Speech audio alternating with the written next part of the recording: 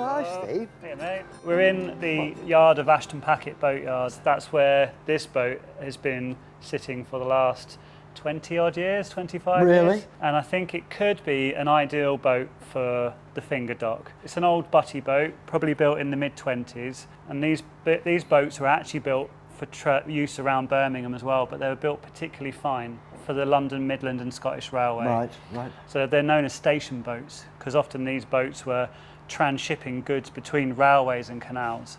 Right. And oddly, considering they were very, very utilitarian, they were built quite fine. And if you remember from seeing Maria at Tramway the other week, you can see how fine Maria was, and these lines really do echo that finesse. So I'm hoping that we might be able to sweet talk the people here into letting us purchase this for our project. You're saying here we've got a boat. It's the right sort of age. It's the right shape. Exactly. Yeah. And yeah, it will fit perfectly into our project. Absolutely. That's fantastic. And what about the length of it? Is that?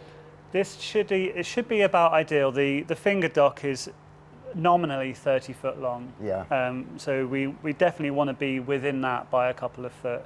The length of historic boat we've got here is 23 foot, and when we add the length of a welded steel rudder onto that, we're talking 25 foot-ish. Oh, right. So I think we should be about spot on. My feeling is that it would be probably a month's solid work to do this work. Ideally in the warm in here because it's going to be midwinter, so there's an expense there.